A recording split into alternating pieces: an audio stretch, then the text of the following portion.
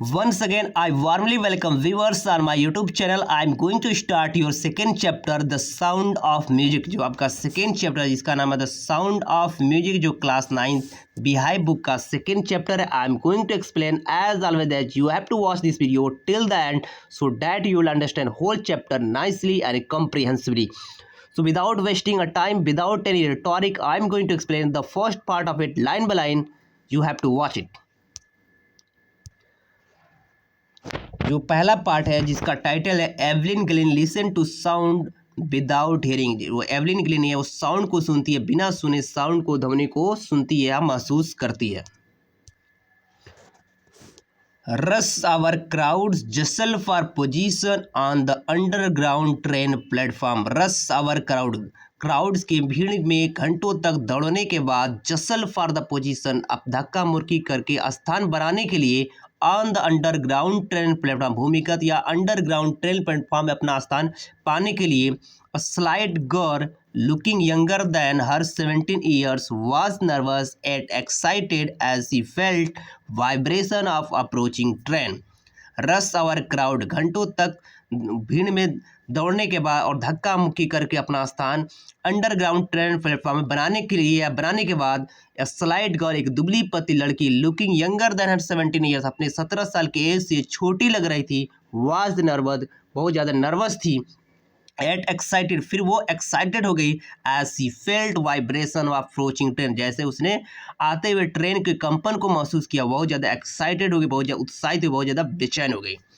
It was her first day at the prestigious royal academy music in London and daunting enough for any teenager fresh from a Scottish farm.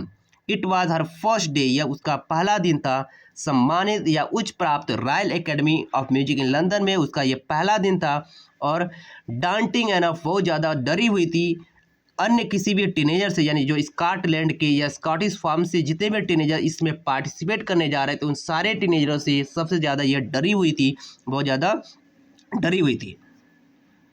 But this aspiring musician faced bigger challenges than most, लेकिन इस aspiring, इस आकांक्षित, इस ख्वाहिशमंद musician ने इससे भी बड़े बड़े challenges को, चुनौतियों को फेस किया था अन्य बच्चों के अपेक्षा। इस म्यूजिशियन ने बहुत ज़्यादा इससे बड़े चैलेंज को फेस किया था। सी वाज प्रोफाउंडली डेफ, या पूरी तरह से बहरी थी, पूरी तरह से कंप्लीटली ये डेफ थी।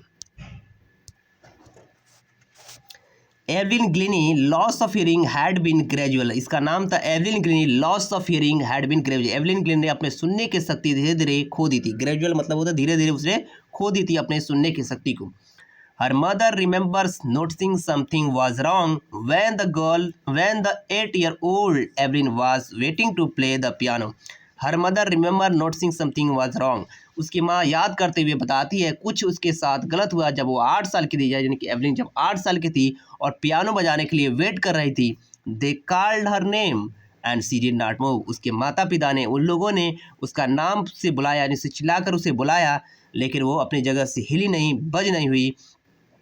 आई suddenly realize she had not heard, मुझे अचानक रियलाइज हुआ, एहसास हुआ उसने नहीं सुना था। सीज आइसबेल ग्लिनी, जो उसकी माँ है आइसबेल ग्लिनी, ये बताती है मुझे एहसास हुआ शायद उसने सुना नहीं। जब वो 8 साल की थी तब वो जब पियानो बजाने के लिए वेट कर रही थी, तभी उसके माता पिता ने उसके नाम से बुलाया, उसे बुलाया, लेकिन उसने अपनी जगह से हिली नहीं। तब उसकी माँ को रियलाइज हुआ शायद उसने सुना नहीं। For quite a while, Evelyn managed to conceal her growing deafness from the friends and teacher. यानी कुछ समय तक जो एवलिन थी अपने बढ़ती हुई बहरेपन को अपने टीचरों से, अपने दोस्तों से छुपा के रखी। But by the time she was 11, जब वो 11 साल की हुई, her marks had deteriorated and her headmistress urged her parent to take her to a specialist. But the time she was 11, जब वो 11 साल की हुई, हर मार्क्स, उसके जो सुनने की शक्ति थी बहुत ही ख़राब हो गई और उसके हेडमिस्ट्रेस ने उसके पेरेंट्स से अर्ज किया, रिक्वेस्ट किया कि अब उसे किसी डॉक्टर के पास, स्पेशलिस्ट के पास ले जाया जाए। It was then discovered that her hearing was severely impaired as a result of gradual nerve damage. It was then discovered, तब ये discovered किया गया, पता लगाया गया उसकी हियरिंग, ये जो उसके सुनने की जो शक्ति है पूरी तरह से बहुत ही खराब हो चुकी है as a result of gradual nerve damage. लगातार नर्व डैमेज के अंदर, यानी जो कान के अंदर नर्व होता है उसके डैमेज के चलते उसकी सुनने की जो शक्ति है पूरी तरह से खराब हो चुकी है। They were advised that she should be fitted with the hearing aids and sent to school for deaf। तब उन लोगों ने एडवाइस किया, तब डॉक्टरों ने, स्पेशलिस्टों ने एडवाइस किया अब उसे हेयरिंग एड्स को, यानी कान में लगाने वाली मशीन को उसे फिट कर देना चाहिए और इस बहरू के स्कूल में अब उसे भेज देना चाहिए, क्योंकि अब वो नॉर्मल बच्ची नहीं रही है, वो पूरी तरह से बहुत ही ख़राब हो चुकी है। उसका जो सुनने की शक्ति पूरी तरह से डैमेज हो चुकी है, इसलिए अब वो नॉर्मल लाइफ नहीं जी पाएगी। Everything suddenly looked black says Evelyn. Evelyn बताती है ऐसा लग रहा था चारों तरफ, अचानक मुझे लगा चारों तरफ अंधेरा हो गया, चारों तरफ काला हो गया। But Evelyn was not going to give up, she was determined to lead normal life and pursue her interest in music. लेकिन जो एवलिन थी वो अपनी हिम्मत नहीं हारने जा रही थी, अपनी साहस को नहीं खोने जा रही थी। सी वॉज डिटरमाइंड, उसने दृढ़ संकल्प कर लिया, उसने निश्चय कर लिया कि वो एक नॉर्मल लाइफ, एक आम सी जीवन जिएगी और अपना इंटरेस्ट जो म्यूजिक में है उसको पूरा करेगी। One day she noticed a girl playing xylophone and decided that she wanted to play it। एक दिन उसने नोटिस किया, उसने देखा कि एक गर्ल जो है जाइलोफोन बजा रही थी, उसने फैसला किया, उसने निश्चय किया कि वो भी बजाना चाहती है, वो बजाना चाहेगी। Most of the teacher discouraged her, but percussionist Ron Fromm spotted her potential। लेकिन अधिकतर टीचरों ने डिस्करेज किया, उत्साहित किया, डीमोटिवेट किया कि वो नहीं कर पाएगी, लेकिन जो तबला वादक रॉन फ्रॉब से उन्होंने उसके पोटेंशियल को, उसके स्ट्रेंथ को, उसकी शक्ति को भांप लिया, ढूंढ लिया। And he began tuning to large drum to different note. और साथ साथ उन्होंने क्या किया, दो अलग अलग ड्रम्स को, ढोलकों को अलग अलग ध्वनि के साथ, अलग तरंगों के साथ, अलग अलग रिदम के साथ, टोन के साथ बजाना शुरू कर दिया। Don't listen through your years he would say, वो कहा करते थे अपने कानों से मत सुनो, try to sense it some other way, किसी अन्य तरीके से इसे सेंस करने का, इसे रियलाइज करने की कोशिश करो। सेज एवलिन, एवलिन कहती है suddenly I realize I could feel the higher drum from the waist up and the lower one from the waist down. Evelyn बताती है अचानक मैंने महसूस किया, मैं महसूस कर सकती थी हायर ड्रम को, यानी कि हायर ड्रम के फ्रीक्वेंसी को, हायर ड्रम के फ्रीक्वेंसी को कमर के ऊपर से और लोअर ड्रम के फ्रीक्वेंसी को कमर के नीचे से मैं महसूस कर सकती थी। फ्रॉब्स रिपीटेड द एक्सरसाइज, और फॉब्स ने इस एक्सरसाइज को बार बार रिपीट किया, यानी बार बार ड्रम को, दो डिफरेंट ड्रम को अलग अलग नोट्स के साथ बजाते गए। And soon Evelyn discovered that she could sense certain notes in different part of her body।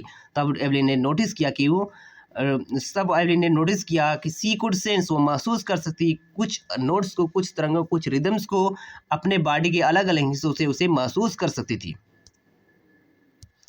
I had learned to open my mind and bodies to sound and vibration, the rest was sheer determination and hard work। I had learned, अब मुझे सीखना था अपने मस्तिष्क को, अपने शरीर को साउंड्स और वाइब्रेशन यानी कंपन के प्रति खोलना अब सीखना था, और बाकी जो महत्व क्या था, दृढ़ संकल्प और हार्ड वर्क था। बाकी अपने दृढ़ संकल्प, अपने हार्ड वर्क के चलते उसने म्यूजिक सीख लिया। Since never looked back from that point onward, और उस पॉइंट के बाद उसने कभी पीछे मुड़कर नहीं देखा। She toured to United Kingdom with a youth orchestra, and by the time she was 16 she had decided to make music her life। She never looked back from that point onward, और उस point के बाद से, उस बिंदु के बाद से उसने कभी पीछे मुड़कर नहीं देखा। She toured to United Kingdom, वो यूनाइटेड किंगडम टूर पे गई, यूथ आर्केस्ट्रा के साथ, ग्रुप ऑफ म्यूजिशियन के साथ वो यूनाइटेड किंगडम गई स्कॉटलैंड से।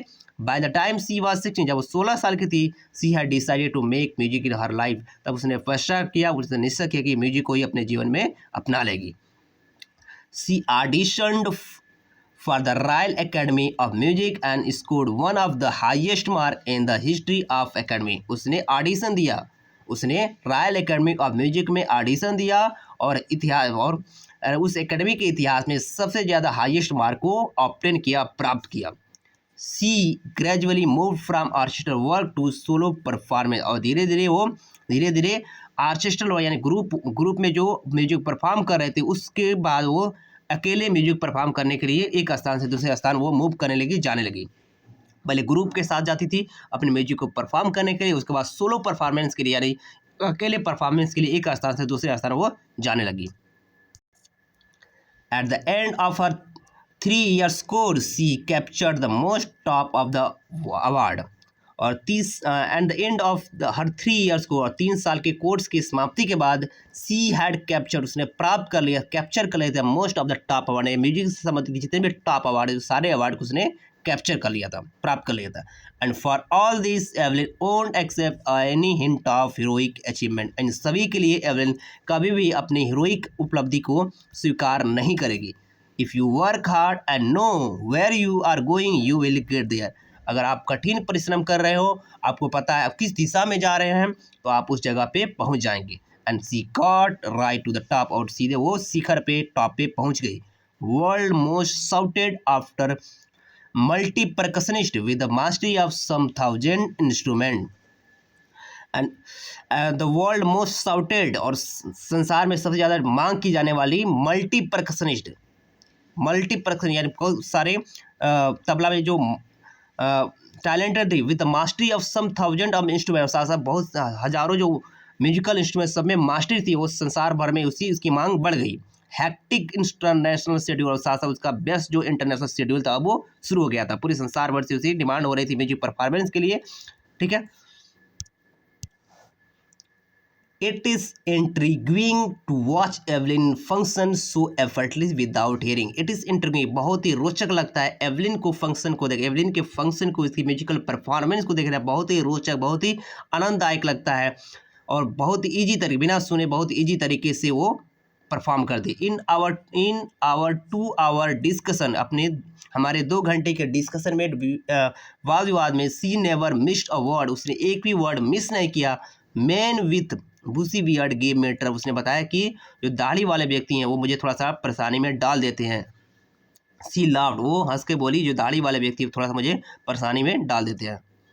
It is not just watching the lips, केवल लिप्स को देखना नहीं होता है। It is the whole face, specially the eyes, पूरे फेस को देखना होता है, खास करके आंखों को। She speaks flawlessly with Scottish lilt, और वो बिना त्रुटि के बहुत धारा प्रवाह के साथ जो स्कॉटिश लिट है, स्कॉटिश लहजा है, बोली है, वो बोलती है। My speech is clear because I could hear till I was 11। मेरी जो भाषा है, जो मेरी बोली है, बिल्कुल साफ़ है, क्योंकि मैं जब तक 11 साल तक मैं अच्छी तरह से सुन सकती। जब मैं 11 साल तक थी तब तक मैं अच्छी तरह से सुन सकती, इसलिए मैं स्कॉटिश लैंग्वेज को फ्लॉलेसली बोलती हूँ। सी सेज, वो कहती है, but does not explain how she manage to learn French and master basic Japanese. लेकिन इस बात को नहीं बताती, इस बात को डिस्क्लोज नहीं करती है कि कैसे उसने फ्रेंच लैंग्वेज सीख लिया, और साथ साथ जापानीज, जो जापानीज लैंग्वेज उसके बेसिक जापानी कैसे सीख लिया, इस बारे में वो नहीं बताती है। वो नहीं बताती है कैसे फ्रेंच लैंग्वेज सीख लिया, कैसे उसने जापानीज लैंग्वेज सीख लिया, इसके बारे में वो नहीं बताती है। As for the music she explain, जहाँ तक म्यूजिक की बात है वो बतलाती है, it pours in through every part of her body, उसके बॉडी के हर हिस्से से म्यूजिक पोर करता है या जाता है। इट टिंजल इन हर स्किन, उसके स्किन में इसकी सनसनाहट हुई, म्यूजिक की सनसनाहट गुनगुनाहट होती है। माई चिक bones and even my hairs, यहाँ तक कि मेरे स्किन में, मेरे चिक बोन्स में, हेयर में सनसनाहट, म्यूजिक की वाइब्रेशन की सनसनाहट होती है। When she plays xylophone she can sense the sound passing of stick into her finger tip, जब वो जाइलोफोन बजाती है तो कैसे वो सुनती है, she can sense sound passing up to stick into her finger, यानी स्टिक से होते हुए, स्टिक से उसके फिंगर ट्रिप में जाते हैं और उसके बाद उसके बॉडी में चली जाती है।